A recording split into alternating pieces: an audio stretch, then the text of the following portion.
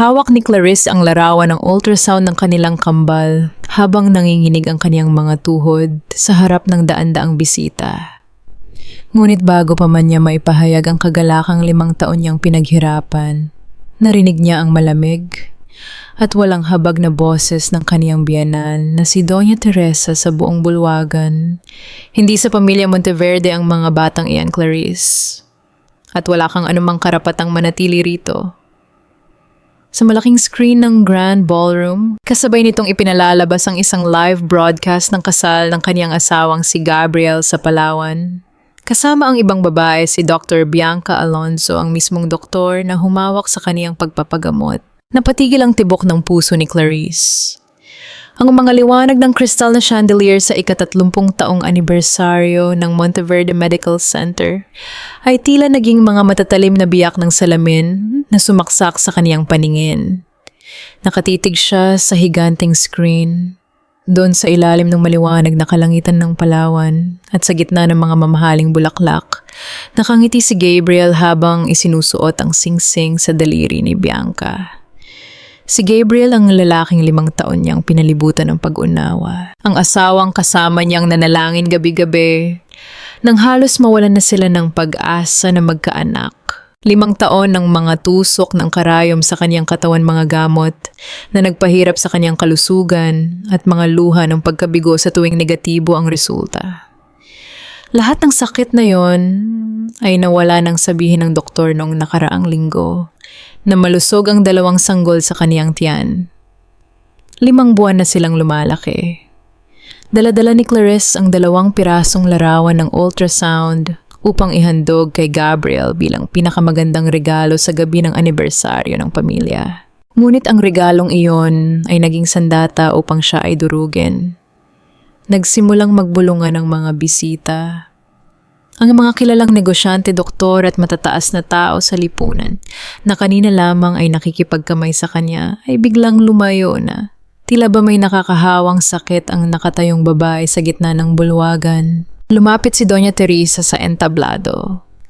Ang kaniyang mamahaling terno at mga palamuting diamante ay nagningning sa ilalim ng ilaw, ngunit ang kaniyang mukha ay puno ng panggigigil at paghamak. Hinagaw ng matandang babae ang folder na hawak ni Clarice at walang alinlangan itong winakwak sa harap ng lahat. Inihagis niya ang mga papel sa mukha ni Clarice. Tingnan ninyong lahat ang babaeng ito. Sigaw ni Doña Teresa na umalingaw-ngaw sa mga speaker ng bulwagan. Kunwari ay nagsasakripisyo para sa pamilya, ngunit nagdadalang tao sa anak ng ibang lalaki. May kapal pa ng mukha na pumunta rito upang sirain ang pangalan ng aming pamilya. Lumalabas sa mga papel na inihagis ng kaniyang biyenan ang isang ulat ng DNA at genetic test na nagsasabing walang kaugnayan si Gabriel sa mga sanggol na kaniyang dinadala. Bago pa man makapagsalita si Clarice, napansin ng kaniyang mga mata ang isang lalaki sa sulok ng ballroom, ang kinuha nilang lab technician na si Mark. Mabilis na umiwas ng tingin ng lalaki, puno ng kaba at pag-aalinlangan ang mga mata nito, bago mabilis na tumalikod at umalis sa bulwagan. Napasinghap si Clarice. Isang malaking kasinungalingan, isang planadong pagtataksil. Naramdaman ni Clarice ang panlalamig ng kanyang mga kamay. Ngunit sa halip na yumuko at umiyak sa harap ng mga taong humuhusga sa kanya, humakbang siya paitaas sa entablado.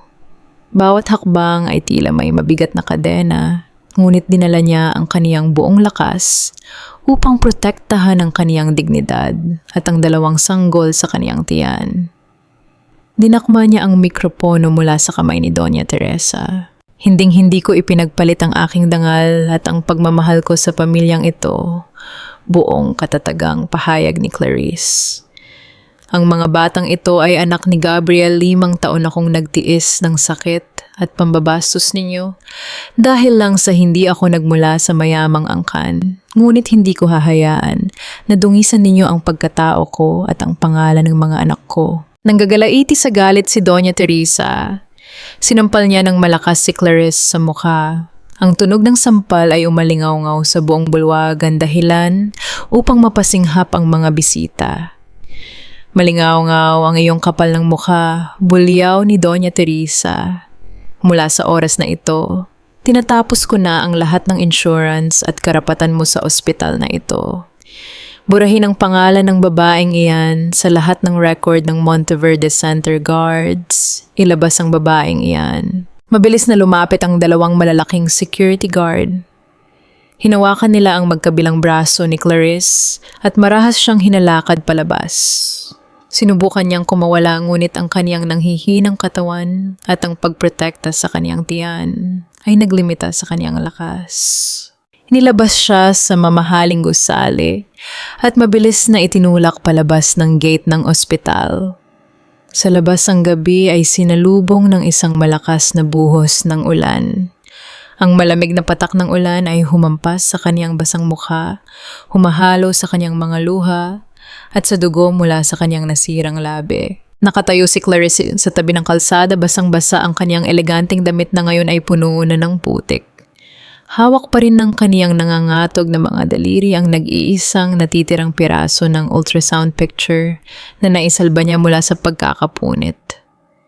Unti-unting nababasa ng ulan ang papel, ngunit nakatatak sa kaniyang isip ang maliit na hubog ng kaniyang dalawang anak. Biglang huminto ang isang itim na luxury sedan sa harap ng gate. Bumukas ang pinto at bumaba ang isang lalaki na nakapayong. Gabriel, mahinang naibulong ni Clarice. Si Gabriel. Kakauwi lang nito mula sa Palawan, nakasuot pa rin ng mamahaling barong na tila bagong hubad mula sa isang pagdiriwang. Napatigil si Gabriel nang makita ang kaniyang asawa na nakatayo sa ilalim ng buhos ng ulan, basang-basa, marumi at hawak ang kaniyang tiyan. Sa loob ng ilang segundo nagkatitigan ang dalawa. Nakita ni Clarice ang kaguluhan at pag-aalinlangan sa mga mata ni Gabriel. Lumapit si Clarice ng isang hakbang, itinataas ang nangangatog niyang kamay na hawak ang larawan ng ultrasound. Gabriel, ang mga anak natin, pakiusap makinig ka muna sa akin. Pabulong na pagmamakaawa ni Clarice sa gitna ng dagundong ng kulog. Ngunit bago pa man makalapit si Clarice, lumabas mula sa kabilang pinto ng kotse si Bianca Alonzo nakabalot sa isang mamahaling shawl at nakahawak sa braso ni Gabriel. Tumigas ang mukha ni Gabriel. Ang kaunting awa na lumabas na sa kaniyang mga mata ay mabilis na napalitan ng palamig at galit. Tinalikuran ni Gabriel si Clarice. Inakay niya si Bianca papasok sa bakod ng ospital at hindi na muling lumingon pa. Bagsak na napaluhod si Clarice sa malamig at basang semento. Niyakap niya ang kaniyang sarili, idinikit ang kaniyang mukha sa kaniyang basang tuhod. Habang ang matinding sakit sa kaniyang ibabang tiyan ay nagsimulang gumapang isang babala ng panganib sa kaniyang ipinagbubuntis. Ngunit sa gitna ng dilim ng ulan at ng kawalan ng pag-asa, pikit matang isinumpa ni Clarice sa kaniyang puso na gagawin niya ang lahat upang mabuhay ang kaniyang mga anak at maibalik ang kaniyang dangal. Inilagay ni Clarice ang kaniyang lumang ATM card sa makina ng bangko sa tabi ng maliit na klinika. Ngunit ang lumabas sa screen ay ang malamig na babala. Account frozen, card retained. Lumabas ang mechanical na tunog ng makina habang kinakain ng kaniyang huling pira-pirasong pag-asa sa Maynila. Lumunok si Clarice ng sariling laway habang bumabagsak ang malamig na pawis sa kaniyang noo. Wala na siyang pera, wala na siyang tirahan, at ang lahat ng kaniyang pangalan sa bangko ay pormal nang ipinapasara ng pamilya Monteverde. Sa loob ng maliit at madilim na klinika sa gilid ng kalsada, napapikit si Clarice habang sinusuri ng isang matandang doktor ang kaniyang tiyan. Ang matinding sakit na gumagapang sa kaniyang ibabang tiyan ay patuloy na nagbabanta mula pa noong kagabi. Iha, napakasela ng pagbubuntis mo. Malungkot na payo ng doktor habang pinupunasan ang kanyang salamin. May spotting ka na. Kapag hindi ka nagpahinga at patuloy kang mai-stress, pwedeng mawala ang dalawang sanggol sa loob ng tiyan mo sa loob lang ng ilang oras. Kailangan mo ng pahinga at ligtas na lugar. Napaiyak ng tahimik si Clarice habang hawak ang kaniyang tiyan. Gagawin ko po ang lahat, Dok. Hinding-hindi ko po hahayaang mawala sila. Pabulong niyang sagot habang mahigpit na pinipigilan ang kaniyang paghikbi. Kailangan niyang makakakuha ng gamot at ng kaniyang mga natitirang mahahalagang gamit. Pilit na pumatak ang kaniyang mga nangangatog na hakbang pabalik sa kaniyang lumang apartment sa lungsod ng Quezon bago pa man sumikat ang araw. Ngunit bago pa man siya makalapit sa pintuan ng kaniyang silid, nakita niya ang dalawang lalaking nakasuit na nakatayo sa tapat ng pintuan, mga taong ipinadala ni Bianca upang kumpiskahin ang kaniyang mga natitirang record ng pagpapagamot at mga personal na papel. Mabilis na nagtago si Clarice sa likod ng sementadong hagdanan, pigil ang kaniyang hininga habang mabilis na kumakaba ang kaniyang dibdib. Narinig niya ang boses ng isa sa mga lalaki na nag-uulat sa telepono. Teka, Bianca, wala pa po ang babae rito. Ngunit sisatuhin namin ang buong apartment kapag nakuha namin ang ekstrang susi. Nang umalis ang mga lalaki upang maghanap sa kabilang palapag, mabilis na pumasok si Clarice sa kaniyang silid gamit ang kaniyang sariling susi. Wala siyang kinuha na kahit anong mamahaling alahas or damit na galing kay Gabriel. Ang tanging hinanap ng kaniyang nanginginig na mga kamay ay ang maliit na kahoy na kahon ng kaniyang pumanaw na ama na nakatago sa ilalim ng aparador. Doon nakatago ang isang lumang susi ng lalagyan sa bangko at isang liham mula sa kaniyang ama. Mabilis niyang tinahi at itinago ang susi sa loob ng lining ng kaniyang jacket. Gamit ang karayom at sinulid na nakita sa mesa habang ang liham ay idinikit niya sa kaniyang dibdib. Nang makalabas siya ng ligtas sa gusali sa pamamagitan ng daang pangkagipitan, mabilis siyang pumunta sa isang pampublikong telepono sa kanto at tinawagan ang kaniyang pinsan sa Davao na si Maya. Clarice, nabalitaan ko ang nangyari sa balita. Umiiyak na boses ni Maya sa kabilang linya. Umalis ka na dyan sa Maynila bago ka pa nila tuluyang sirain. Sumakay ka ng bus patungong Pantalan. Nakabili na ako ng tiket mo sa barko papunta rito sa Davao. Magtago ka muna sa klinika ko. Ang mga salitang iyon ni Maya ay naging isang liwanag sa gitna ng matinding kadiliman. Sa loob ng luma at maingay na inter-island bus patungong Timog, nakaupo si Clarice sa pinakadulong sulok malapit sa bintana. Hawak niya ang kaniyang tiyan sa tuwing yumuyugyog ang sasakyan sa malubak na kalsa. Ang kaniyang natitirang barya ay sapat lamang upang bumili ng isang maliit na tinapay para sa kaniyang hapunan mula sa isang naglalako sa bus stop. Ngunit sa kaniyang tabi nakaupo ang isang maliit na batang lalaki na nakatingin sa kaniyang pagkain habang humahawak sa gutom na tiyan ng kaniyang ina. Nakita ni Clarice ang sarili niyang hinaharap sa batang iyon, isang inang gagawin ang lahat para sa anak kahit sa gitna ng kahirapan. Nang walang alinlangan, pinalitaw ni Clarice ang isang munting ngiti at pinalapot ang kalahati ng kaniyang tinapay upang ibigay sa bata. Kain ka na, pabulong niyang sabi sa bata. Ang pasasalamat sa mga mata ng bata at ang tahimik na pagtango ng ina nito ay nagbigay ng hindi maipaliwanag na init sa kaniyang malamig na puso. Habang unti-unting lumalayo ang mga ilaw ng lungsod ng Maynila sa kadiliman ng gabi, dahan-dahang dinala ni Clarice ang kaniyang mga kamay sa kaniyang tiyan. Naramdaman niya ang isang napakahinang pumipigting na galaw sa loob, ang kaniyang dalawang anak na patuloy na lumalaban kasama niya sa kabila ng pagod at sakit. Lalaban tayon, pabulong niyang pangako sa dilim habang tumutulo ang kaniyang luha. Hindi man tayo tinanggap ng pamilyang iyon, itatayo ko ang sarili kong mga paa para sa inyo. At sa paglayo ng sasakyan sa lungsod ng kaniyang kabiguan, iniwan ni Clarice ang nakaraan upang harapin ang hindi tiyak, ngunit puno ng pag-asang bukas sa Davao. Ang malambining na tunog ng kampana ng simbahang pambarangay sa Davao ang gumising kay Clarice sa kaniyang unang umaga malayo sa Maynila. Pumasok ang maliwanag na sikat ng araw sa bintana ng maliit na kwarto sa gilid ng pampublikong klinika. Sa unang pagkakataon sa loob ng maraming buwan nakatulog si Clarice nang walang takot sa mga matatalim na salita ni Doña Teresa o sa malamig na pagbalewala ni Gabriel. Pumasok ang kaniyang pinsan na si Maya na may dalang mainit na lugaw at mga sariwang prutas. Gising ka na pala, Clarice, nakangiting sabi ni Maya habang inilalapag ang pagkain sa maliit na mesa. Ligtas ka na rito. Walang sino mang mula sa pamilya Monteverde ang makagagalaw sa'yo sa lugar na ito. Hinawakan ni Maya ang tiyan ni Clarice upang suriin ang kaniyang kalagayan. Matapos ang ilang araw ng buong pahinga at mga simpleng gamot ng klinika, tuluyan ng tumigil ang peligro ng pagdurugo. At sa mismong sandaling iyon, naramdaman ni Clarice ang isang malinaw at malakas na sipa mula sa loob ng kaniyang tiyan, ang unang malakas na sipa ng kaniyang kambal. Napatingin si Clarice sa kaniyang tiyan at dahan-dahang pumatak ang kaniyang mga luha, hindi dahil sa sakit, kundi dahil sa matinding kaginhawahan at kagalakan. Naramdaman mo ba, Maya? Pabulong niyang sabi habang nakangiti sa gitna ng luha. Buhay sila, lumalaban sila kasama ko. Sa mga sumunod na linggo, unti-unting nakisalamuha si Clarice sa simpleng pamayanan sa Davao. Sa pampublikong pamilihan o palengke, hindi siya kilala bilang ang itinapon na menora ng mayamang pamilya Monteverde.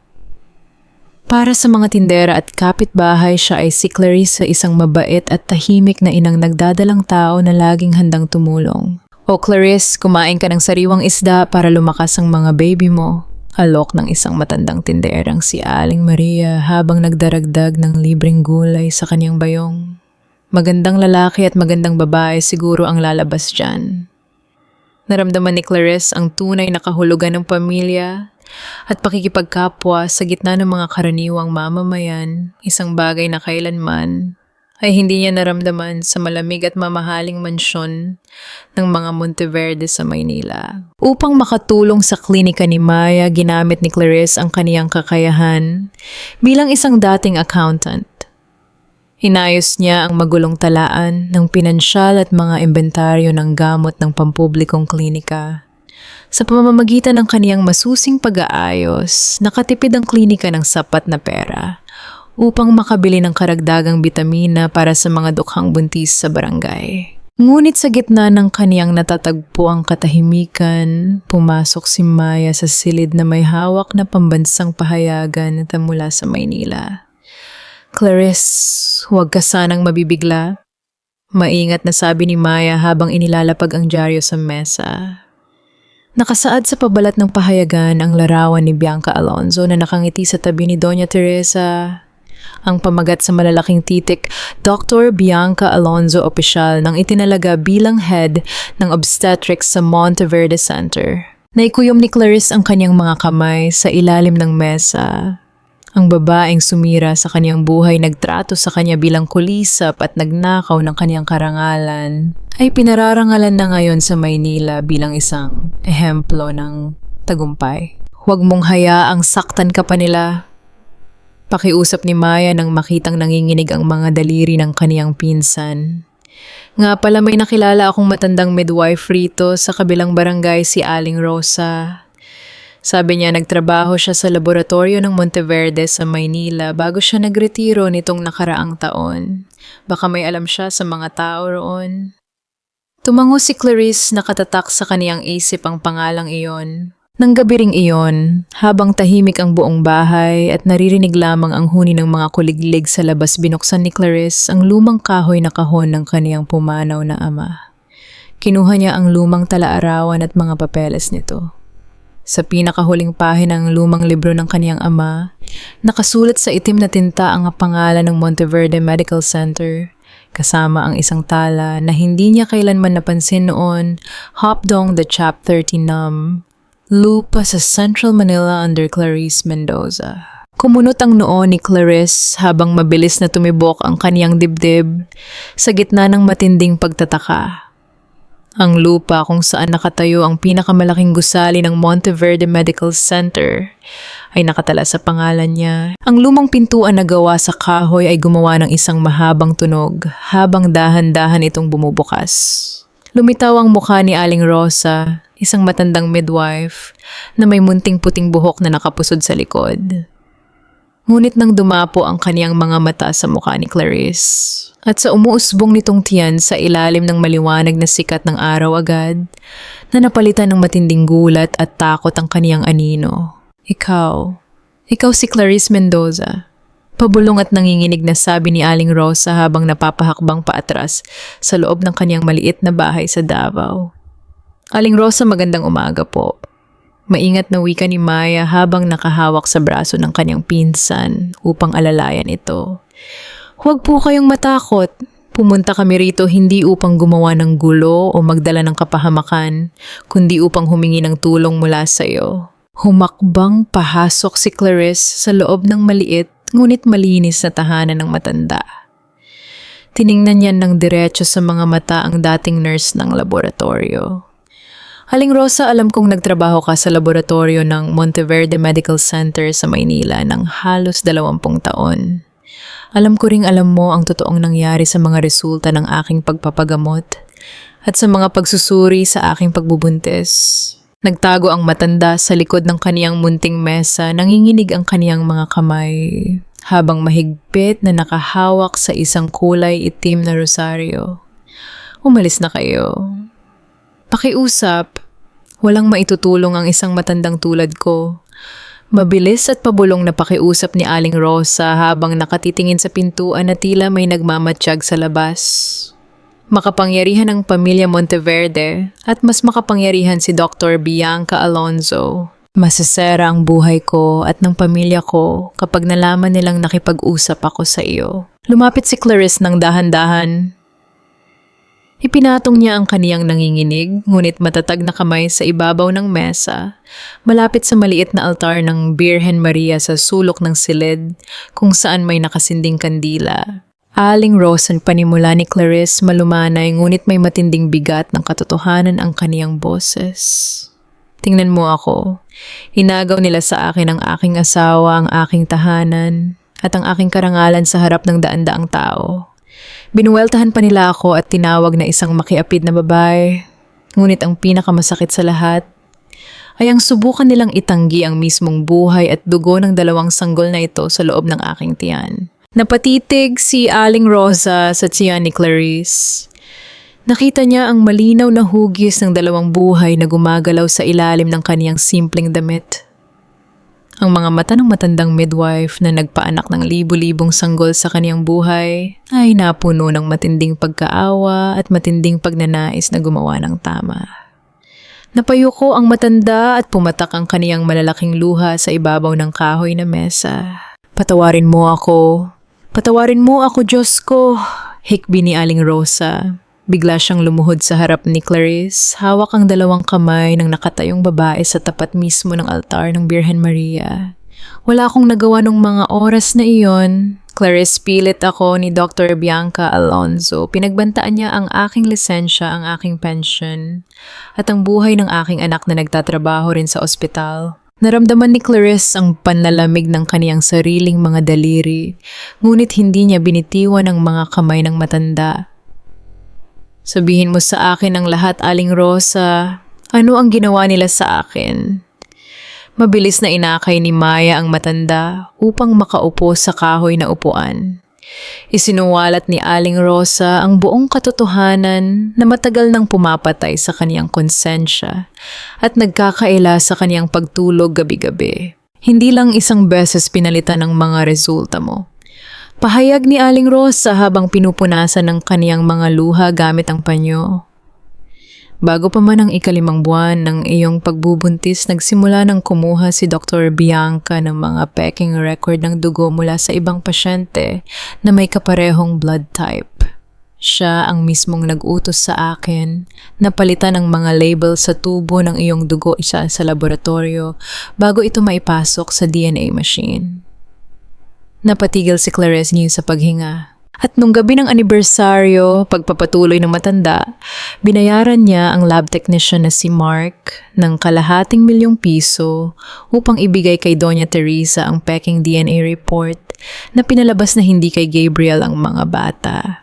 Ako ang nakakita nung inilagay ni Dr. Bianca ang peking dokumento sa loob ng berdeng folder na iyon. Napasinghap si Clarice habang nakahawak sa kanyang dibdib. Ang bawat salita ng matanda ay parang isang matalim na liwanag na nagpadilim sa lahat ng kaniyang mga duda at pag-aalinlangan. Ang kaniyang nakaraan ay hindi pala isang aksidente ng pagkakataon. Ito ay isang napakahusay, napakasama at napakaselan na pakikipagsabuatan ng 2 babaeng kinain ng inggit at kapangyarihan. Ngunit sa pagkakataong ito, walang luhang pumatak sa kaniyang mga pisngi. Ang kaniyang puso ay napuno ng matinding linaw at malamig na pagpapasiya. Hindi siya ang may kasalanan. Hindi siya ang nagkulang bilang isang asawa. Handa ka bang isulat at lagnaan ang pahayag na yan, Aling Rosa? Tanong ni Clarice sa isang boses na puno ng kapangyarihan. Gagamitin ko ito upang linisin ang pangalan ng aking mga anak sa harap ng buong lipunan. Tumingin si Aling Rosa sa imahe ng Birhen Maria, saka pinalatag ang paborito niyang panulat sa mesa. Gawin natin. Handa akong lumagda sa isang opisyal na salaysay. Mas mabuti pang harapin ko ang galit ng mga Monteverde kaysa harapin ang galit ng Diyos kapag mamatay ako na may ganitong kasalanan. Inilabas ni Maya ang opisyal na legal na papel ng pahayag at sinimulang isulat ang bawat detalye ng salaysay ni Aling Rosa habang ang matanda ay umiiyak na nagtatapat. Ngunit bago pa man matuyo ang tinta ng lagda ng matanda sa ibabang bahagi ng papel, biglang tumunog ng malakas at maingay ang lumang telepono sa gilid ng mesa. Nilapitan ito ni Aling Rosa at inangat ang kahuya na may nanginginig na kamay. Hello? Sa loob ng ilang segundo namutla ang mukha ng matanda. Ang kaniyang mga labi ay nag-umpisang manginig at napabitaw siya sa telepono dahilan upang lumikha ito ng malakas na tunog ng tumama sa sahig. Aling Rosa, anong nangyari? Mabilis na tanong ni Maya habang inaalalayan ng matanda. Nakatitig si Aling Rosa kina Clarice na may matinding takot sa kaniyang mga mata. Ang aking kasamahan sa laboratorio sa Maynila, tinawagan ako, pabulong na sabi ng matanda. Dumating daw ang mga pribadong investigador ni Dr. Bianca sa kaniyang bahay nitong umaga. Naghahanap sila ng sinumang dating staff ng lab na nagretiro sa nakaraang taon. At papunta na sila rito sa Timog upang patahimikin ang sinumang magsalita. Napakuyom ang mga kamay ni Clarice sa ibabaw ng talahanayan habang hawak ang papel na naglalaman ng lagda ni Aling Rosa. Alam niyang nagsisimula na ang habulan laban sa oras. Dahan-dahang pumasok ang mabigat na kulay pilak na susi sa trangka ng safety deposit box sa loob ng malamig na vault ng isang kilalang bangko sa lungsod ng Davao. Sa tulong ng opisyal ng bangko at matapos mapatunayan ang kaniyang pagkakakilanlan gamit ang kaniyang lumang pasaporte, formal na nabuksan ng bakal na kahon na itinago ng kaniyang pumanaw na ama 5 taon na ang nakararaan. Sa loob ng bakal na kahon ay nakalagay ang isang may katagalan ng berdeng sobre na may tatak ng opisyal na notaryo sa Maynila. Nanginginig ang mga daliri ni Clarice habang inilalabas ang mga makinadolyadong papel mula sa loob. Nang buksan niya ang unang pahina ng dokumento, lumitaw ang malalaking titik ng pamagat 30-year Conditional Land Pledge and Deed of Trust. Nalaglag ang puso ni Clarice habang binabasa ang bawat probisyon at nakatagong probisyon ng kasunduan, ang 5,000 metrong kwadradong lupain sa pinakasentro ng lungsod ng Quezon, kung saan nakatayo ang pangunahing gusali at ang buong pasilidad ng Monteverde Medical Center. Ay hindi kailanman naging ari-arian ng pamilya Monteverde. Ang lupang iyon ay ang orihinal na pamana ng kaniyang pumanaw na ama na nagmula pa sa kanilang mga ninuno. Ipinahiram lamang ng kaniyang ama ang karapatan sa paggamit ng lupa sa ama ni Gabriel nung nagsisimula pa lamang ang ospital 30 taon na ang nakararaan. Nakasaad sa formal na dokumento na ang karapatan sa paggamit ng lupa ay nakatali sa isang malinaw na kondisyon. Matatapos ito sa mismong kaarawan ni Clarice sa kanyang ika-30 taon na magaganap sa susunod na buwan, o sa oras na magkaroon ng anumang paglabag sa tiwala at kasunduan ng dalawang pamilya. Sa pinakahuling pahina ng papeles sa tabi ng opisyal na selyo, nakasulat ang pamilyar at maingat na sulat kamay ng kaniyang ama gamit ang kulay bughaw na tinta. Para sa aking mahal na anak na si Clarice, ang iyong dangal at kaligtasan, ang pinakamahalagang yaman na ipinagtatanggol ng pamanang ito. Napapikit si Clarice habang idinidikit ang papel sa kaniyang dibdib, habang ang kaniyang mga luha ay pumatak sa malamig na sahig ng vault. Bago pa man mamatay ang kaniyang ama, inihanda na nito ang isang nakatagong kalasag upang protektahan siya sa oras na siya ay tratuhin ng masama ng pamilya ng kaniyang asawa. Umalis si Clarice sa bangko at pumunta sa isang maliit na kainan sa gilid ng kalsada kasama si Maya upang magpalamig at mag-isip. Sa nakabitin na telebisyon sa itaas ng kainan, biglang lumabas ang isang espesyal na ulat sa balita mula sa Maynila. Lumabas sa screen ang mukha ni Gabriel habang nakatayo sa isang mamahaling press conference sa tabi ni Bianca Alonso at ng isang dayuhang mamumuhunan na nakasuit. Ininunsyo ngayong araw ng Monteverde Medical Corporation ang formal na pagbebenta sa lupa at gusali ng kanilang Central Hospital sa isang malaking foreign investment group, pahayag ng tagapagbalita sa telebisyon. Ayon sa bagong head ng obstetrics na si Dr. Bianca Alonso, ang pondo mula sa pagbebenta na nagkakahalaga ng ₱100 milyon ay gagamitin upang magtayo ng isang mamahaling commercial at wellness resort. Napatitig si Clarice sa screen habang nanginginig ang kaniyang mga labi sa galit. Naintindihan na niya ang buong larawan. Hindi lang basta pag-ibig o inggit ang dahilan ng pagpasok ni Bianca sa buhay ni Gabriel. Kailangan nitong maibenta ang lupa ng ospital upang makakuha ng malaking komisyon na gagamitin sa pagbabayad ng kaniyang malaking utang sa mga ilegal na nagpapautang sa Maynila. Inilabas ni Clarice ang kaniyang lumang telepono mula sa kaniyang bag at mabilis na tinawagan ang numero ng isang kilalang pampublikong abogado sa Maynila, si Attorney Regalado, ang dating legal counsel at matalik na kaibigan ng kaniyang pumanaw na ama. Attorney Regalado, si Clarice Mendoza po ito. Malamig at matatag na sabi ni Clarice habang nakatingin sa mukha ni Bianca sa television. Hawak ko na po ang deed of trust sa lupa ng Central Hospital. Gusto kong ipatigil at ipa-freeze ang lahat ng transaction at pagbebenta sa lupa ng Monteverde Center sa lalong madaling panahon. Sa loob ng may mataas na seguridad at formal na silid ng Regional Medical Board sa lungsod ng Cebu, nakaupo si Clarice habang maingat na kinukunan ng dugo ng dalawang matataas na doktor ng lipunan. Sa kanyang tabi ay nakatayo si Aling Rosa na nagbigay ng kanyang formal na salaysay sa ilalim ng sumpa at si Attorney Regalado na nakasuot ng kaniyang formal na suit. Ang pagsusuring ito ay isinagawa sa ilalim ng mahigpit at direktang pamantayan ng Pambansang Asosasyon ng mga Doktor upang matiyak na walang sino mang mula sa pamilya Monteverde ang makakialam o makakabili sa mga tubo ng dugo. Matapos ang ilang oras ng masusing proseso ng DNA extraction at genetic matching sa dalawang sanggol sa kaniyang tiyan, formal na inilabas ng kilalang hepe ng genetic testing sa Visayas ang opisyal na resulta ng ulat. Inabot ng hepeng doktor ang isang kulay puting sobre na may opisyal na selyo kay Clarice. Mrs. Mendoza, walang anumang duda, ipormal at may iginagalang na pahayag ng doktor. Ang resulta ng DNA ng iyong dalawang sanggol ay 79.9% tumutugma sa biological profile ng iyong asawang si Gabriel Monteverde. May hawak kayong hindi mapapsubali ang patunay ng kaniyang ama at ng kaniyang dugong nananalaytay sa iyong mga anak. Inilagay ni Clarice ang kaniyang lagda sa ibabang bahagi ng opisyal na dokumento. Walang luhang pumatak sa kaniyang mga mata kundi isang malamig matatag at buong pusing ngiti ng isang inang handa nang ipaglaban ang kaniyang mga anak laban sa buong lipunan. Sa lungsod ng Maynila, nung hapon ding iyon pumasok si Attorney Regalado sa Tuaan RTC ng Quezon City. Dala niya ang original na deed of trust sa lupa ng Central Hospital, ang formal na DNA test mula sa Cebu, at ang sworn affidavit ni Aling Rosa.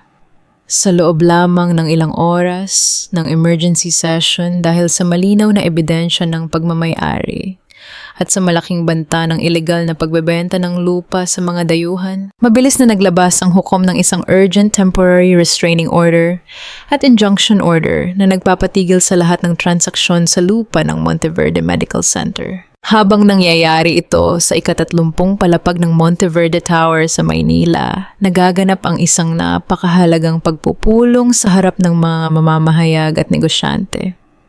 Nakaupo si Gabriel sa gitna ng mahabang hapag, kasama si Doña Teresa, si Bianca Alonso at ang 5 kinatawan ng dayuhang investment group.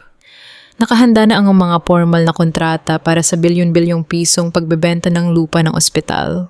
Ikinagagalak naming makipagtulungan sa inyo. Nakangiting pahayag ni Bianca habang iniabot ang mamahaling panulat kay Gabriel. Sa paglagda ni na Gabriel at Doña Teresa ngayong araw, formal nang magiging inyo ang lupa ng Central Hospital upang tayuan ng bagong commercial complex. Ngunit bago pa man maitaas ni Gabriel ang panulat patungo sa papel marahas at mabilis na bumukas ang malaking pintuan ng boardroom, pumasok ang dalawang sheriff ng Tuaan, kasama ang mga kinatawan ng pampublikong abogado, dala ang mga formal na legal na utos mula sa hukuman. Mula sa opisyal na utos ng RTC Branch 105, formal at malakas na isinigaw ng sheriff sa harap ng lahat ng mga bisita at mamamahayag ang lahat ng pagbebenta, paglilipat at transaksyon sa 5,000 metrong kwadradong lupain ng Monteverde Medical Center ay formal nang ipinapatigil ang Tuaan sa pamamana ng isang restraining order. Nalaglag ang mamahaling panulat mula sa nanginginig na kamay ni Gabriel. Napatayo si Doña Teresa habang namumutla ang kaniyang mukha sa matinding galit at gulat. Ano ang kabaliwang ito ay bulyaw ng matandang babae na halos mabulunan sa kaniyang sariling laway. Kami ang may-ari ng ospital na ito. Kami ang pamilya Monteverde. Sino ang may lakas ng loob na maghain ng demanda laban sa amin? Hinabot ng sheriff ang kopya ng opisyal na legal na dokumento kay Gabriel. Dahan-dahang binuksan ni Gabriel ang papel at binasa ang pangalan ng naghain ng demanda sa Tuaan. Plaintiff Clarice Mendoza. Napatigil ang paghinga ni Gabriel. Ang pangalan ng kanyang asawa ang babaeng inakala niyang naglaho na sa kahirapan at kasalanan matapos nilang ipagtabuyan 4 na buwan na ang nakararaan sa gitna ng ulan. Clarice, pabulong na sabi ni Gabriel habang ang kaniyang mga kamay ay nagsimulang manginig ng husto. Ano? Sigaw ni Doña Teresa sabay hablot sa papel mula sa kamay ng kaniyang anak. Ang dukhang babaeng iyon, Gabriel, ano ang kabobohang ito?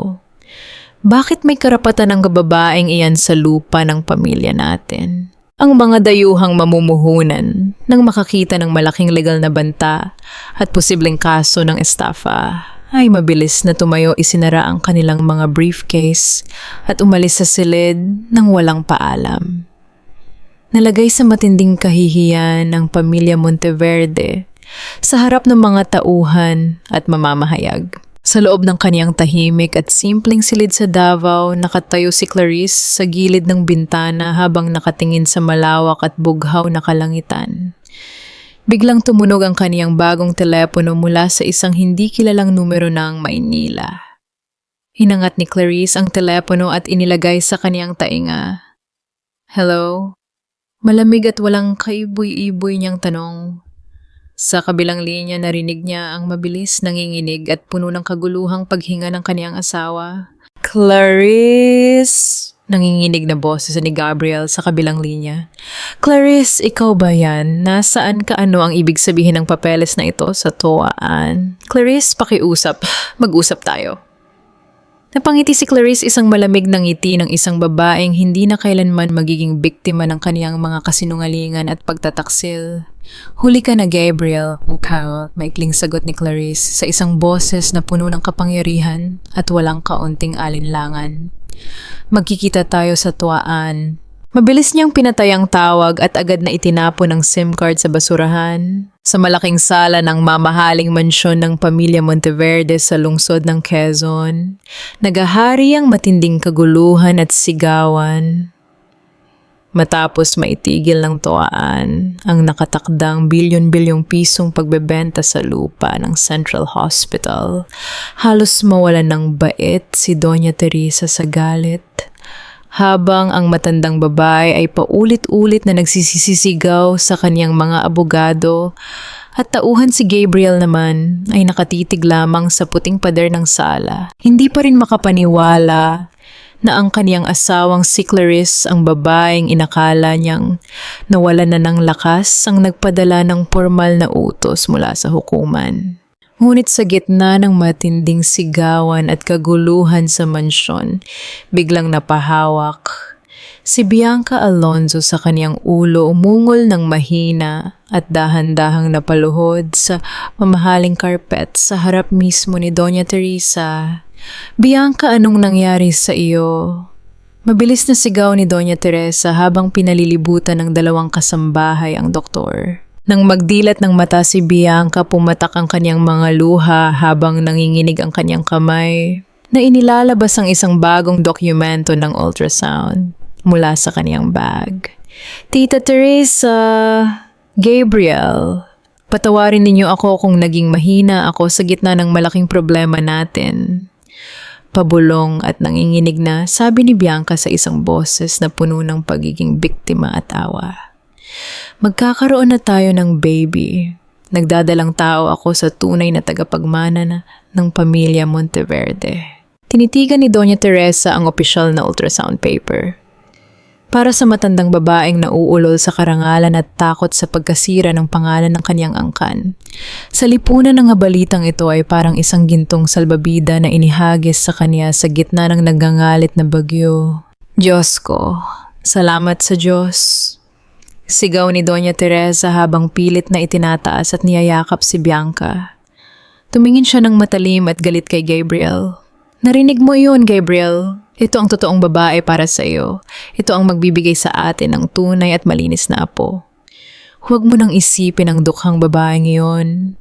Gagawin natin ang pinakamalaking press conference sa susunod na linggo sa Grand Ballroom ng ospital. Ipapaalam natin sa buong bansa ang inyong formal na pagpapakasal at ang pagdating ng bagong tagapagmana upang bumalik ang tiwala ng mga investor at ng publiko. Tumingin si Gabriel kay Bianca. May kaunting duda at pagkagulat sa kanyang mga mata habang tinititigan ang nawawalan ng malayang doktor. Ngunit dahil sa matinding pressure ng kaniyang ina at ng mga natatakot na stockholder ng ospital, napasandal na lamang siya sa upuan at tumango ng walang kibo. Sa lungsod ng Davao, 8 buwan na ang malaking tiyan ni Clarice. Nakaupo siya sa simpleng balkonahe ng klinika habang maingat na umiinom ng mainit na gatas habang pinapanood ang paglubog ng araw. Pumasok ang kanyang pinsan na si Maya at inabot ang kanyang tablet. Sa pambansang balita sa internet at television, nakasulat sa malalaking pulang titik ang pamagat, Grand Press Conference ng Monteverde Medical Center. Dr. Bianca Alonzo magdadalang tao sa bagong tagapagmana ng mga Monteverde. Tinitigan ni Clarice ang larawan ni Bianca at Gabriel sa screen habang nakangiti sa harap ng mga kamera sa Maynila.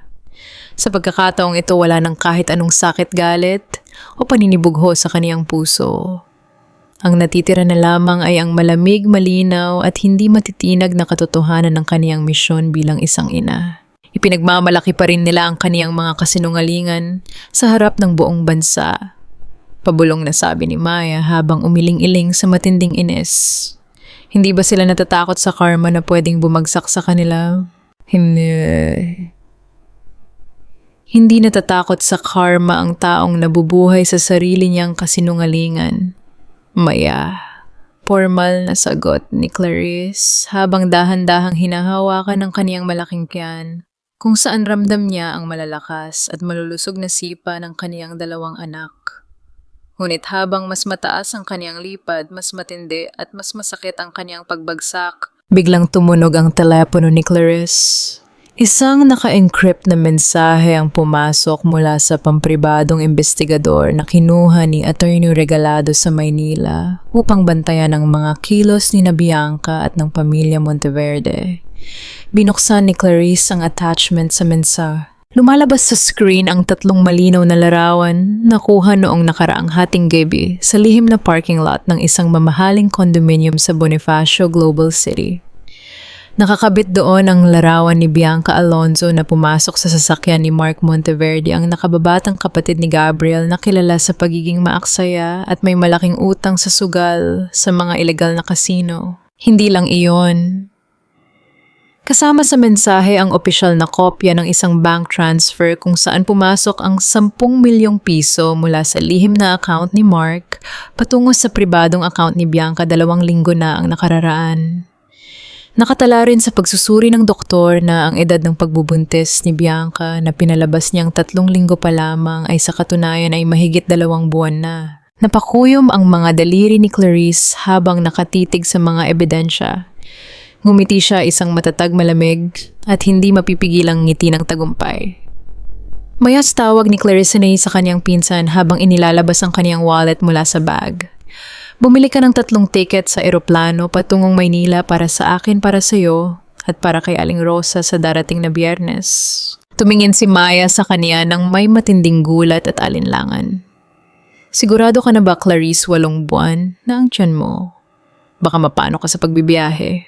Humarap si Clarice sa salamin sa dingding. Ang dating mahina umiiyak at pinalayas na babae sa gitna ng ulan. 4 na buwan na ang nakararaan ay wala na. Ang nakatayo ngayon ay isang matatag na inang handang bawiin ang lahat ng kaniyang dangal at ang karapatan ng kaniyang mga anak. Handa na ang lahat, Maya. Formal at matatag na sabi ni Clarice habang nakaangat ang kaniyang ulo.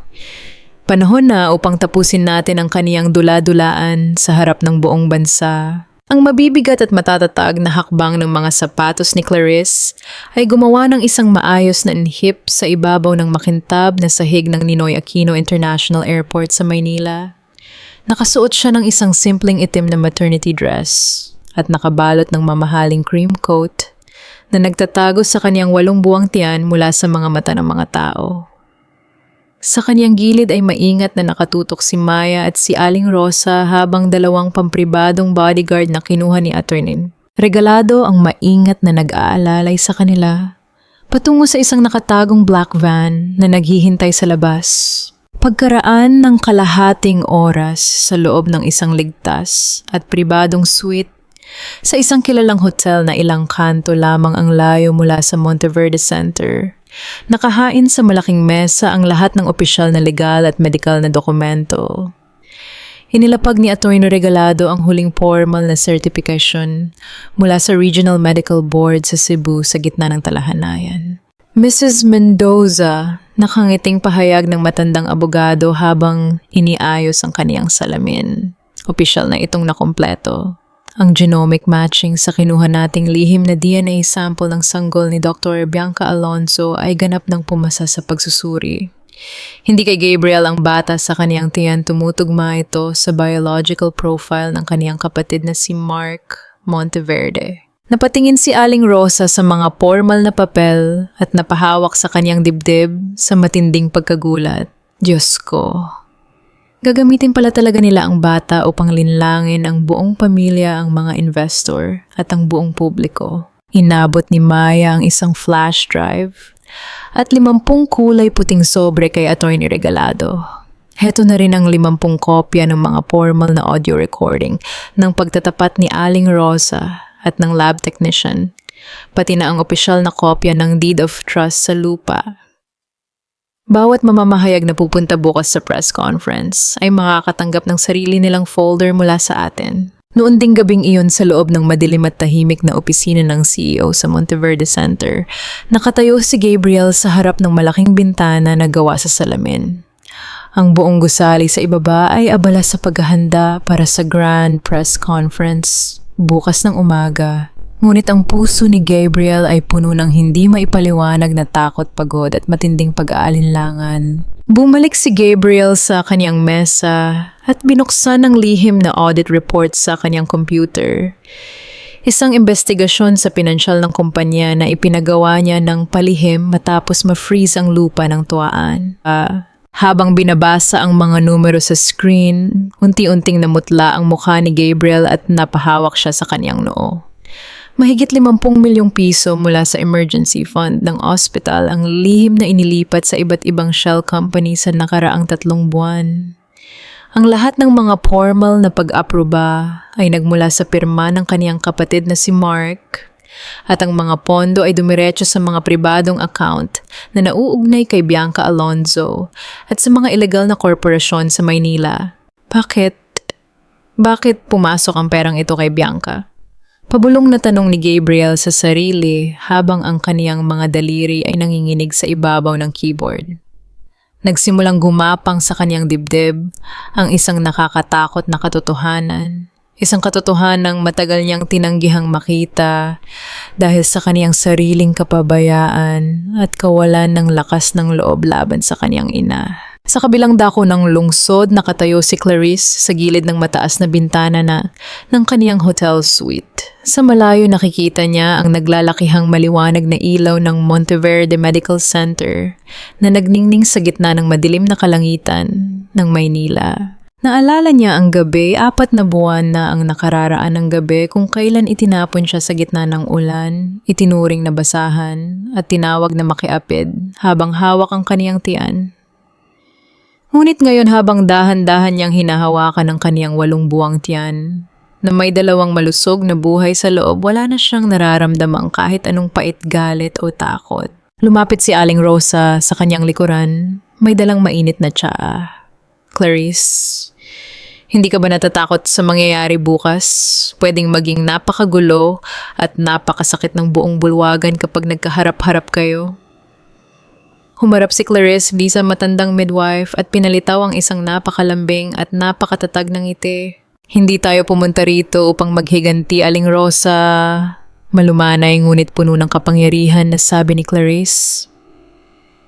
Pumunta tayo rito upang ibalik ang katotohanan, linisin ang pangalan ng aking mga anak at kumuha ng panibagong simula para sa aming buhay. Kinaumagahan bago pa man sumikat, nang husto ang araw pinaliligiran na ng daan-daang mamamahayag van ng mga malalaking TV network at malalaking ilaw ng camera ang Grand Ballroom ng Monteverde Medical Center. Ang malaking tarpaulin sa harap ng entablado ay naglalaman ng mga mukha ni Bianca Gabriel at Doña Teresa kasama ang pamagat sa malalaking titik bagong era ng Monteverde Medical Center. Sa likod ng pampublikong bulwagan, habang ang mga tao ay abala sa pag-aayos ng mga mikropono at mga ilaw sa entablado, dahan-dahang bumukas ang lihim na pintuan sa gilid ng VIP entrance. Pumasok si Clarice Mendoza nakasuot ng isang napaka-eleganteng puting gown na nagpapakita ng kaniyang 8 buwang tiyan, kasama sina Attorney Regalado Maya at Aling Rosa. Tumingin si Clarice sa malaking entablado at pinalitaw ang kaniyang huling ngiti ng tagumpay bago magsimula ang pinakamalaking kaganapan ng kaniyang buhay. Ipahinto ang press conference na ito. Ang lahat ng inyong inianunsyo sa harap ng buong bansa ay isang malaking kasinungalingan. Ang boses na yon na umaling-aungaw mula sa mga speaker ng Grand Ballroom ay pumasok na parang isang matalim na kidlat sa gitna ng katahimikan ng bulwagan. Napahinto si Bianca Alonzo sa kanyang pagsasalita sa harap ng higit sa 50 mikropono ng iba't ibang TV network at pahayagan. Napatayo si Doña Teresa mula sa kanyang upuan, habang si Gabriel ay mabilis na napatingin sa likod ng malaking bulwagan. Doon sa gitna ng maliwanag na ilaw ng mga kamera at ng daan-daang nakatutok na lens, dahan-dahang naglakad pa itaas sa gitnang daanan si Clarice Mendoza. Nakasuot siya ng isang napaka-eleganteng puting maternity gown na malinaw na nagpapakita ng kaniyang 8 buwang tiyan. Ang kaniyang bawat hakbang ay puno ng kapangyarihan, dignidad at hindi matitinag na kaganapan. Kasama niyang naglalakad sina Attorney Regalado Maya at si Aling Rosa, ang dating hepe ng laboratorio na inakala ng pamilya Monteverde na matagal nang binalayas at pinatahimik. Clarice, pabulong nanginginig at puno ng matinding pagkagulat na sigaw ni Gabriel habang napapahawak sa gilid ng mesa. Ano ang ginagawa ng babaeng iyan dito? Bulyaw ni Doña Teresa habang namumula ang kaniyang mukha sa galit at matinding pagkahiya. Guards, ilabas ang babaeng iyan. Nanggugulo siya sa formal na kaganapan ng pamilya Monteverde. Ngunit bago pa man makalapit ang 2 security guard ng ospital, 3 pampribadong bodyguard at ang mga abogado ni Attorney Regalado ang mabilis na humarang sa kanila. Kasabay nito formal at maingat na ipinamahagi ng mga tauhan ni Attorney Regalado ang 50 kulay puting sobre sa lahat ng mga mamamahayag, cameraman at mga bisita sa bulwagan. Huwag ninyong galawin ang aking kliyente. Formal at malakas na pahayag ni Attorney Regalado sa mikropono habang itinataas ang kaniyang mga legal na papel. Ang hawak ninyo ngayon sa inyong mga kamay ay ang opisyal na certification ng Regional Medical Board sa Cebu. Lumalabas sa pambansang pagsusuri na ang 2 sanggol sa tiyan ni Mrs. Clarice Mendoza ay 99.9% tumutugma sa DNA ng kaniyang asawang si Gabriel Monteverde. Nagsimulang mag-ingay ang buong Grand Ballroom. Ang mga mamamahayag ay mabilis na binuksan ng mga sobre at kinuha ang mga larawan ng mga opisyal na dokumento ng DNA. Humakbang si Aling Rosa sa tapat ng mikropono. Sa gitna ng entablado nanginginig man ang kaniyang boses, ngunit puno ng hindi matatagpuan na katotohanan. Ako si Aling Rosa, ang dating head nurse ng laboratorio sa Monteverde Center. Ako ang mismong inutusan, binayaran at pinagbantaan ni Dr. Bianca Alonso na palitan ng mga tubo ng dugo ni Clarice noong gabi ng anibersaryo upang pinalabas na hindi kay Gabriel ang mga bata. Napasinghap ang lahat ng tao sa loob ng bulwagan. Ang mga flash ng camera ay paulit-ulit na kumislap sa mukha ni Bianca na ngayon ay namumutla pawisan at nanginginig na sa matinding takot. Kasinungalingan yan, peking dokumento yan. Sigaw ni Bianca habang itinuturo si Clarice gamit ang kaniyang nanginginig na daliri. Pinagbayaran mo sila para sirain ang pangalan ko at ang pamilya Monteverde. Lumapit si Clarice sa harap mismo ng entablado, nakatayo ng may buong dignidad habang nakatingin ng diretso sa mga mata ni Bianca. Kung peke ang aking dokumento, Bianca, malamig, formal at matatag na sabi ni Clarice sa harap ng mga camera. Ano naman ang tawag mo sa dokumentong ito? Sa malaking LED screen sa likod mismo ng entablado, biglang lumabas ang formal na genomic matching report ng sanggol sa tiyan ni Bianca. Kasabay nitong lumabas ang mga malinaw na larawan ng kaniyang lihim na pakikipagkita kay Mark Monteverde sa BGC noong nakaraang buwan at ang opisyal na record ng bank transfer ng 50 milyong piso mula sa pondo ng ospital. Ang bata sa tiyan ni Dr. Bianca Alonso. Malakas at malinaw na pahayag ni Attorney Regalado sa buong bulwagan ay hindi kay Gabriel Monteverde. Ang biological na ama ng kaniyang dinadala ay walang iba kundi ang nakababatang kapatid ni Gabriel, si Mark Monteverde. Isang matinding gulat at kaguluhan ang pumuno sa buong Grand Ballroom. Napatingin si Gabriel kay Mark na nakatayo sa gilid ng entablado. Namutla si Mark at mabilis na nagtangkang tumakbo palabas ng pintuan, ngunit hinarang siya ng 2 pampublikong pulis sa pinto. Mark, Bianca, pabulong na, sabi ni Gabriel habang humahawak sa kaniyang dibdib na tila bahihimatayin sa matinding sakit, gulat at pagtataksil ng kaniyang sariling pamilya. Inilabas ni Attorney Regalado ang original na deed of trust sa lupa ng ospital sa harap ng mga mamamahayag. At sa utos ng tuwaan at sa ilalim ng karapatan ni Mrs. Clarice Mendoza bilang tanging tagapagmana ng lupang ito. Pahayag ng abogado, formal na naming binabawi ang karapatan ng pamilya Monteverde sa 5,000 metrong kwadradong lupain ng Central Hospital. Sa mismong sandaling iyon pumasok ang 4 na opisyal ng pambansang pulisya na may hawak na opisyal na warrant of arrest mula sa hukuman. Dr. Bianca Alonso, pahayag ng hepe ng pulisya sa harap ng mga kamera. Inaaresto ka sa kasong medical forgery, extortion at malaking estafa sa pamilya Monteverde at sa pampublikong kalusugan.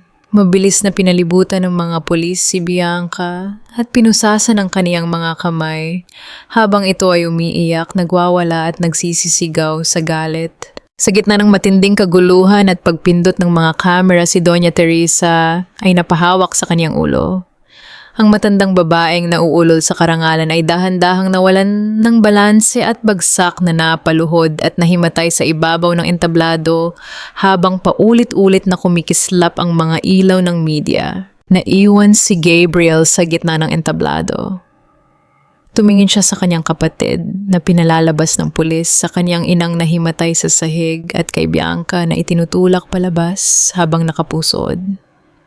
At nang humarap siya kay Clarice, ang babaeng kanyang itinapon sa gitna ng ulan, 4 na buwan na ang nakararaan, ngunit ngayon ay nakatayo sa harap niya.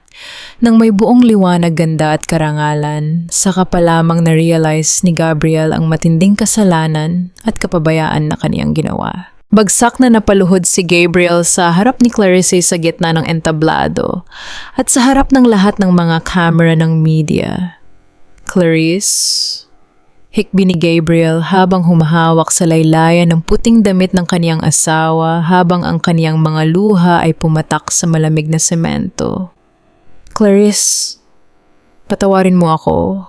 Pakiusap, patawarin mo ako at ang mga anak natin.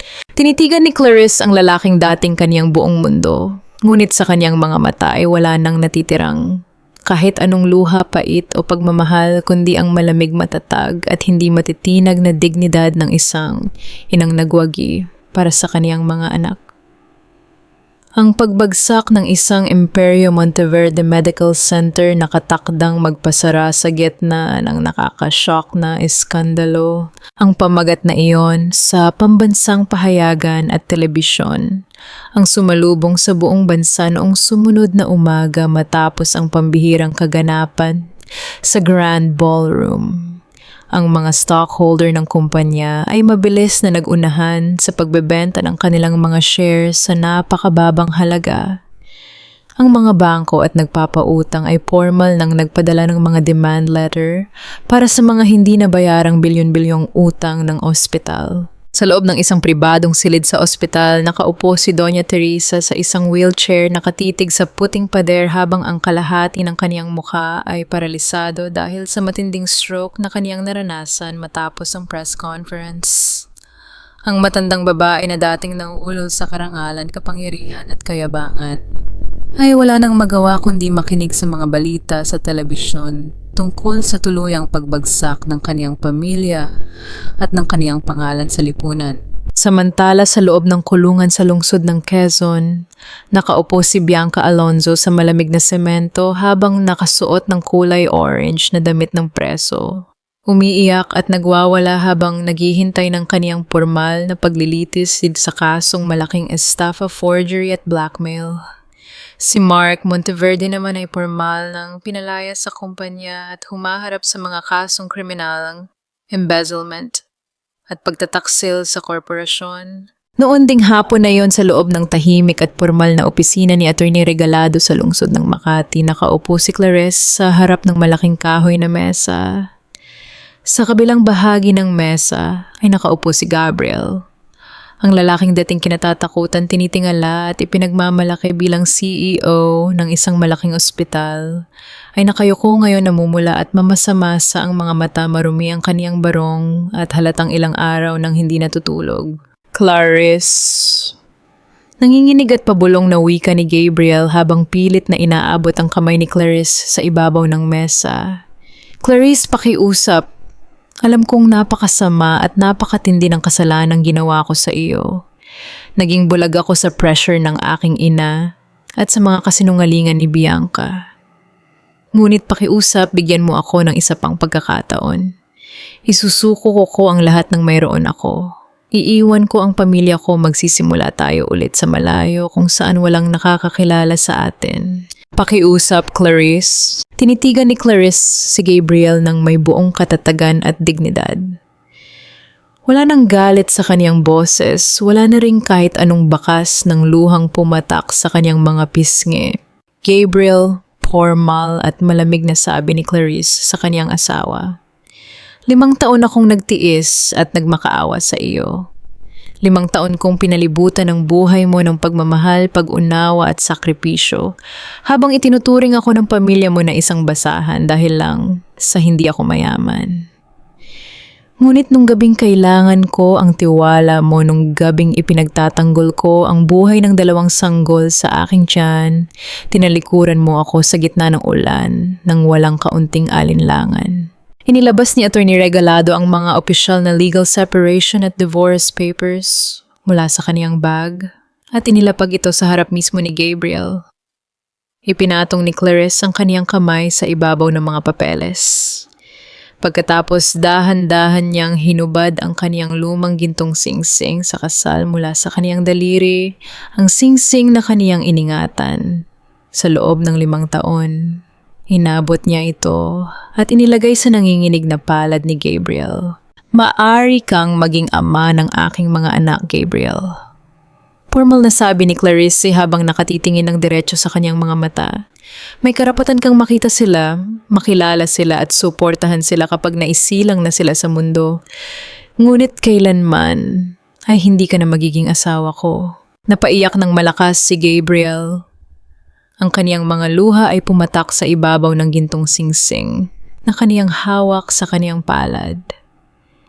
Sa pamamana ng nanginginig na kamay at nagdidilim na paningin, pinalatag ni Gabriel ang kaniyang lagda sa ibabang bahagi ng papeles ng paghihiwalay. Humarap si Attorney Regalado kay Gabriel bago sila umalis sa silid. At para sa kaalaman mo, Mr. Monteverde, hindi ibebenta ni Mrs. Clarice Mendoza ang lupa ng Central Hospital sa mga dayuhan.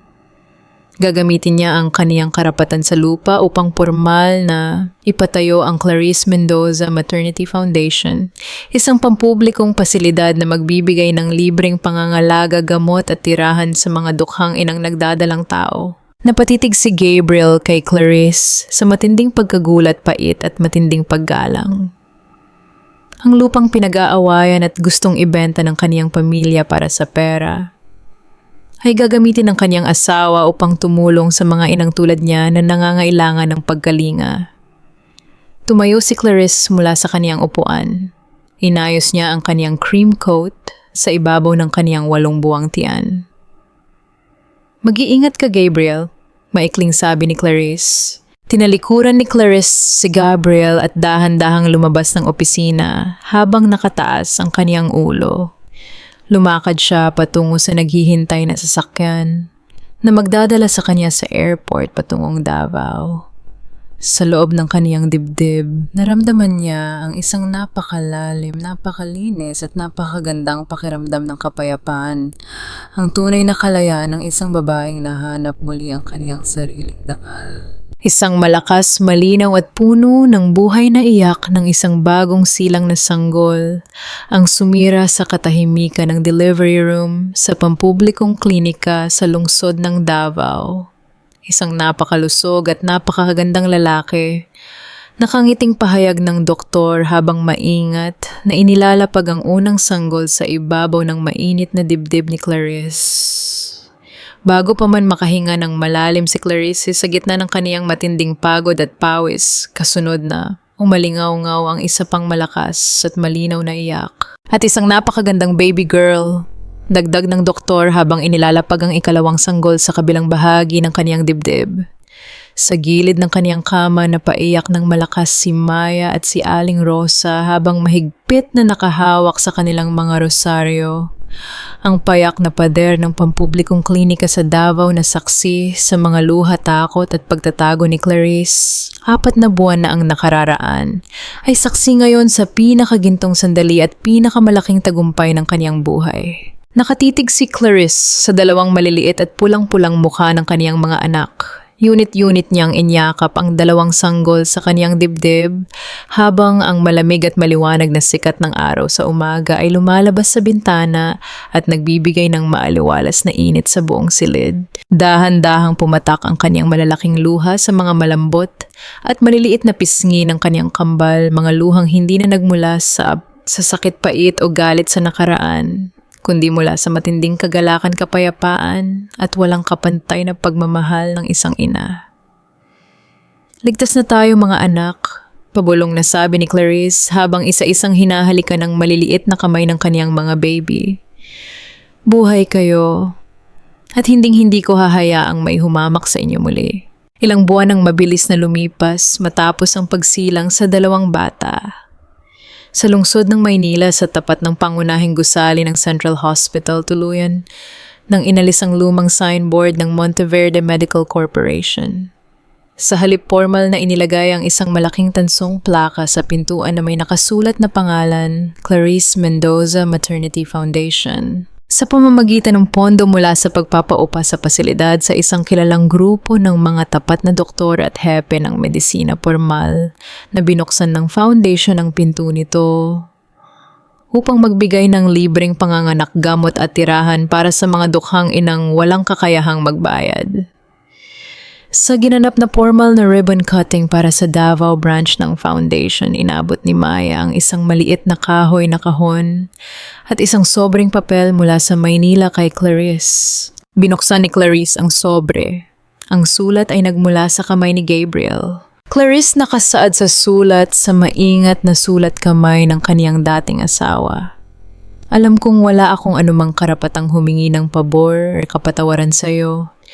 Ngunit gusto kong malaman mo na buwan-buwan ay magpapadala ako ng suporta sa formal na bank account ng ating mga anak. Hindi ito pambayad sa aking malaking kasalanan kundi responsibilidad ko bilang kanilang ama. Hindi ako manghihimasok o magpapakita sa buhay ninyo hanggat hindi mo sinasabi. Maligayang kaarawan at magandang buhay sa ating mga anak. Isinara ni Clarice ang sulat at maingat itong inilagay sa kaniyang bag. Wala nang kahit anong galit o pait sa kanyang dibdib, ang natitira na lamang ay ang malinis at rasyonal na pagtanggap na may karapatan pa rin ang kaniyang mga anak sa suporta at responsibilidad ng kanilang ama. Tumingin si Clarice sa labas ng pintuan ng foundation sa Davao. Doon sa ilalim ng malaking punong mangga sa kabilang kalsada nakatayo ang isang lalaking nakasuot ng simpleng puting polo at may bitbit na maliit na bag, si Gabriel. Nakatitig si Gabriel sa kanya mula sa malayo na mumula at mamasa-masa ang mga mata habang pinapanood si Clarice na masayang kumakarga sa dalawang sanggol habang pinapalibutan ng mga nakangiting tao sa barangay. Hindi lumapit si Gabriel. Yumuko lamang siya ng may matinding paggalang at dahan-dahang tumalikod upang maglakad palabas pinararangalan ang malinaw na hangganan na inilagay ni Clarice sa kanilang buhay. Ngumiti si Clarice habang tinititigan ng kaniyang dalawang anak sa kaniyang mga braso. Hawak ang kaniyang buong mundo. At ang kaniyang sariling dangal. Humakbang siya nang may buong tiwala patungo sa isang maliwanag at malayang hinaharap. Lumipas ang mga taon at ang araw sa Davao ay patuloy na sumisikat nang may parehong init at kapayapaan sa ibabaw ng malawak at asul na karagatan. Sa loob ng abalang compound ng Clarice Mendoza Foundation, makikitang abala ang mga doktor at nurses sa pag-asikaso sa mga pasyente at mga inang nangangailangan. Sa isa sa mga simpleng silid-gamutan na kasuot ng puting lab gown, si Gabriel Monteverde. Wala na ang mamahaling Italian suit, ang marangyang relo, or ang mayabang na ngiti ng isang CEO. Siya na ngayon ay isang hamak na pampublikong doktor na naglilingkod ng buong puso sa mga mahihirap. Walang hinihinging pabor kundi ang tahimik na pagtubos sa kaniyang mga kasalanan sa nakaraan. Natuto siyang lumugar bilang isang ama, dumadalaw kapag pinahihintulutan at nagpapadala ng suporta ng walang hinihinging kapalit mula kay Clarice. Ilang metro ang layo mula sa gusali ng foundation sa kahabaan ng puting buhangin sa dalampasigan ng Davao, naglalakad si Clarice habang hawak ang maliliit at may init na kamay ng kaniyang kambal na sina Gabriel Jr. at Clara. Ang dalawang bata ay masiglang tumatakbo at tumatawa habang hinahabol ang maliliit na alon sa paanan ng dagat. Huminto si Clarice sa paglakad at pinagmasdan ng malawak na abot-tanaw kung saan nagtatagpo ang ginintuang liwanag ng dapit hapon at ang karagatan. Ang hanggang dagat na simoy ng hangin ay dahan-dahang humaplos sa kaniyang buhok, pinasayaw ang dulo ng kaniyang kasuotan. Sa mga sandaling iyon, binalikan ng kaniyang isip ang babaeng lumakad sa gitna ng malakas at malamig na ulan sa Maynila ilang taon na. Ang nakararaan ng babaeng basang-basa, wasak ang puso at inakala na ang katapusan ng kaniyang buhay ay ang pagtataboy sa kaniya ng pamilyang kaniyang pinaglingkuran ng buong puso. Ngunit sa paglingon niya sa kaniyang mahaba at matinik na pinagdaanan, naintindihan niya na ang malalim na sugat na iyon ang nagturo sa kaniya kung paano buksan ang kaniyang mga mata at tumayo ng buong tikas sa kaniyang sariling mga paa. Ang tunay na halaga at dangal ng isang babae ay kailanman hindi nasusukat sa apelyido ng lalaking nagmamay-ari sa kanya o sa karangyaan ng isang tahanan na binuo sa ibabaw ng mga kasinungalingan. Ito ay nakasalalay sa kanyang sariling katatagan, sa kanyang lakas ng loob na baguhin ang tadhana at sa walang hanggang pagmamahal ng isang ina na hinding-hindi susuko para sa kaniyang mga anak. Nay, dito po, tingnan ninyo ang shell na nakuha ko. Masayang sigaw ng kaniyang anak na si Clara habang kumakaway at tumatawa sa gilid ng tubig. Sumilay sa labi ni Clarice ang isang matamis, malalim at ganap na malayang ngiti. Masigla siyang sumagot sa tawag ng kaniyang mga anak at naglakad palapit sa kanila, tinatahak ng may buong kapanatagan ang maliwanag at payapang hinaharap na siya mismo ang humubog